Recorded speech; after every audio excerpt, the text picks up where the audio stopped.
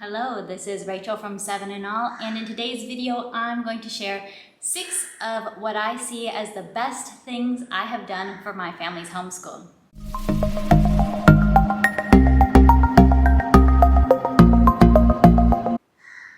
And while I sit here and chat, I encourage you to be thinking about in your own homeschool, in your own unique situation with your own unique children. What do you think have been some of the things that you have done that have really had the best impact in your homeschool? Leave me some comments down below. I want to know.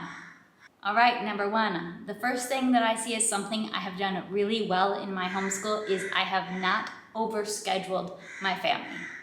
Now, I am introverted. My idea of a good time is being in my house with not much on the schedule and occupying myself.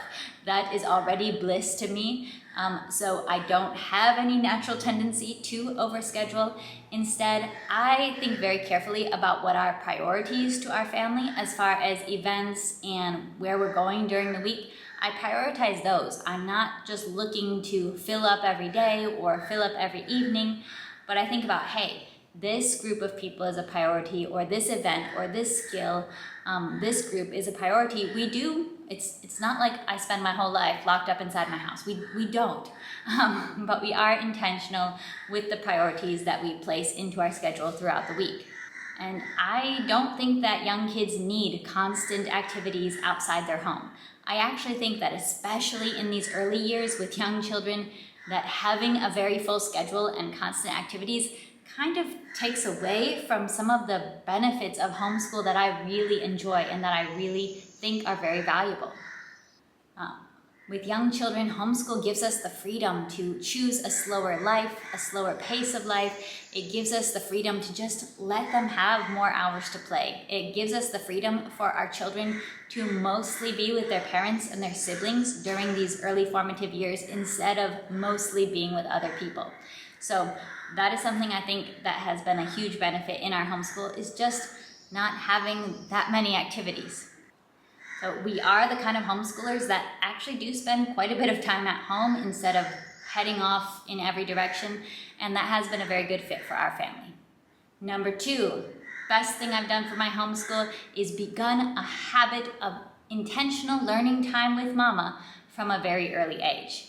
And this, I feel like, is definitely something you don't hear of that often. A lot of times you're going to be seeing videos from experienced homeschool moms saying, I really regret starting homeschool when my child was so young, and I should have seen how young they were and just not started homeschool that early. For me, I genuinely do not feel that way. I have zero regret of starting early learning routines with my sons when they were very young. I have seen the fruit, and I believe I will continue to see the fruit of beginning these habits and beginning these routines from a very early age. Childhood does go by so fast, and starting these habits early, starting these routines early, helped make sure that I was present for all of it. I can say, I was there with you when you were 2 years old. We were doing the painting. We were doing that things that seem to be part of school, and without a preschool routine, I'm not sure that I really would have done them, because I have a lot of work to do. There's a lot on my plate. There's a lot going on in adulthood, busy life, things that I have to manage. But having these routines have intentionally helped me to slow down, have helped me to have those hours of reading to my kids, playing with my kids, working on the language development, working on building good habits. I have very high energy, shall we say, spirited children. I have boys. I have very long days at home with my very active, busy boys. I have seen a huge benefit of having rhythms throughout our day of, no, I don't have to be running at 100% max speed and max volume all day long. We have rhythms of high energy play, and we have rhythms of calm throughout the whole day. We move through these rhythms, and I have seen the benefit and I have seen the fruit of that. I've seen them come to realize I can be calm, I can pay attention, I can learn about something that wasn't even my own idea. The habits we have built and the habits we are still building are already yielding good fruit, and that fruit will continue to grow as they do. Third best thing I've done for my homeschool. I've known myself, I've been myself, and I have been willing to keep growing. I'm not out here trying to be a totally different mom than the one I am. I know the kind of mom I am, and I plan for the kind of mom I am. I know that I am not a fun mom. I'm not a sleep-in mom. I'm not spontaneous. I'm not chill. I'm not gonna sit around on the couch. I will get bored of that in like 35 seconds. I am hardworking. I am diligent. I have good traits. I have bad traits. I'm growing.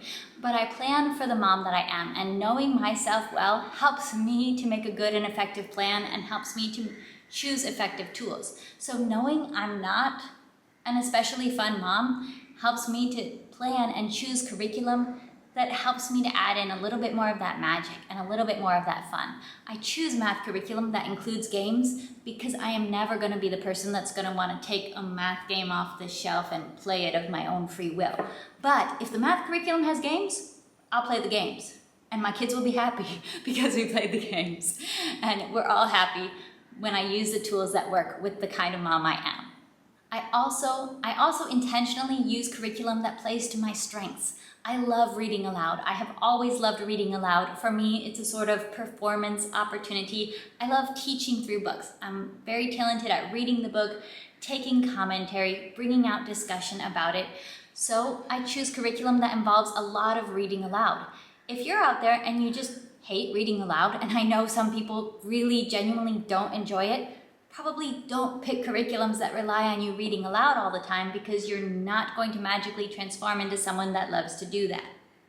I homeschool in an extremely Rachel way. That's a very nerdy way. That's a very enthusiastic way. That's me geeking out over the sheer amazingness of some of the ideas and concepts that we're learning.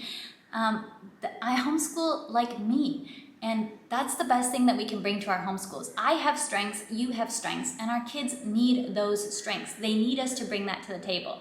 My strengths come out so much more when I'm trying to homeschool like Rachel would, rather than when I'm trying to homeschool like some other mom in some other situation with some other kids.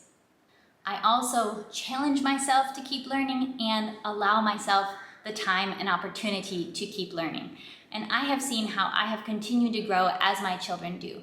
I studied Spanish in college, but when I really started improving in my ability to speak Spanish, it's when I started challenging myself to use it every day with my kids and teach it to my kids and start to teach them more vocabulary and teach them ways to use the language. That's what motivated me to continue growing and continue my Spanish learning journey. I read a lot. I try new recipes. I try new handicrafts. I know that learning is a lifelong journey, and I will always model that to my children. Number 4, best thing I've done is trusted the process. I've trusted that homeschool can work. I never get caught up in worrying about, is this a bad decision? Will I ruin my children's education? And I will admit, maybe it's a little bit cheating here because I am a second-generation homeschooler, so I will fully admit it is less work for me to trust the homeschool process just because I have seen it done. I have seen it work before. Experience definitely helps you in this ability to trust the process, but we can all gain experience and we can grow in experience through time. And I do know that trusting this process brings so much peace to my homeschool. I'm never sitting here worried about, will they ever learn this? I'm never sitting here and feeling dismayed or crushed when I realize that my child seemingly forgot everything that we taught them yesterday. I don't get dismayed by that because I have experience with children. I know that they do this. I know that you can teach a very good lesson with very good resources and you can apply it and they can know it and they can absolutely forget it the next day or the next week. It happens. I don't get dismayed. I don't get worried or flustered by that. I just teach it again because I know that my job is to teach it until they learn it. It's not just to teach it one time and then worry about it when they don't know it. So here in trusting the process, I'm expecting to do my job. My job is to teach until mastery occurs. And their job is to learn until they've learned it. And I don't sit here stressing about where they're at or where they're going to be. I know where they're at. I don't know where they're going to be, but I know that we're on a journey together. And I do want to say I notice, but I don't worry. I notice the abilities or lack of abilities that my children might have in a certain subject area. I notice the skills they have and the skills they don't have. And I use that noticing as information for what I do next and for what I teach next, but I do not use that information for worrying. I use that information to inform my decisions, my actions, my resource purchases, my routines. I use that information to inform what I teach, but I don't get caught up in the emotional cycle of worrying, hey, they're not using their Spanish. Oh, they're never going to speak Spanish. I don't go down that road. I don't know what their lifelong relationship with Spanish will be, but I know here's what they know, here's what they don't know. So I'm going to teach them what they don't know. Number 5, best thing I've done is consistency. This is something I'll just give myself a pat on the back. I am amazing at. Now, partially, maybe I'm just a little bit too robotic. I like things to be the same. I'm very consistent in my routines for the day. When we wake up for the day, it is never a surprise as to, are we going to do school or not? There are definitely days when we don't do school, and we don't do school when we have a reason to not do school. We don't do school because we have a reason of my husband's home from work, or we have family visiting and we're gonna go on a special outing, or I'm sick, or my kids are sick, something like that. We don't do school when there's a reason to not do school, but we're never just waking up and randomly being like, we don't have anything to do today, but we're just not gonna do school and we're just gonna be aimless and not unsure of what's happening today. My kids don't have to wake up unsure of what mama's gonna do today because I keep my routine consistent. They can count on me, they can rely on it. I think this really helps with reducing battles or resistance that can come up through lack of consistency, through kids not knowing what to expect. They know to expect, we're gonna read stories at breakfast because we do that every day. And then they expect their playtime, and then they expect this. When we have days that are different, I let them know, hey, we're doing a different routine today for this reason. Consistency helps keep my homeschool running like a well-oiled machine, and it also means I don't have to do a ton of planning. I do a little bit of planning, I do some planning, but I only plan as much as I need to. And the last thing I want to mention today, the 6th best thing I've done for my homeschool, is to homeschool in community with other homeschooling families and other homeschooling moms. About a decade ago, my husband and I moved across the world, from America to Asia. And I didn't know it at the time, but homeschooling together with my mom has absolutely been one of the best parts of that huge decision that we made. Getting to have her involved, her input, and borrowing from her resource library as I've been homeschooling my own children has been a huge benefit, gaining from her expertise and her wisdom. But also, it's been really awesome for me to be able to get involved in my little sister's homeschool. I have my own expertise I bring to the table. I have my own youthful homeschool mom exuberance that I bring and my own projects. And I've truly seen that the combination of our homeschools mean that we're better together. I have also built encouraging friendships with homeschool moms both here in real life and online, and those are very valuable as well. With my real life homeschool friends, we're often swapping materials.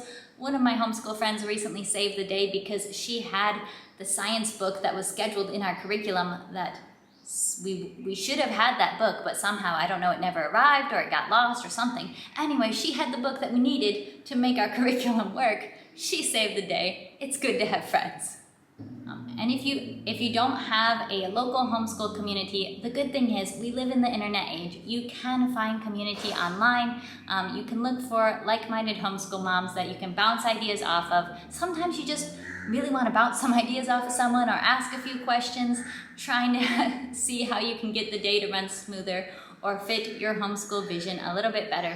And I always share the invitation on this channel. I've had so many people send me emails or send me DMs on Instagram when they just want a friendly listening ear from somebody who's on this journey as well. And I'm always happy to chat with you when I can. And I love these homeschool conversations right here on YouTube. But those have been precious. Those relationships with other homeschooling moms have been very precious in my homeschool. All right, share down in the comments below. What have been some of the best things that you have done for your own unique homeschool? I want to hear. And I'll be seeing you next time. Bye.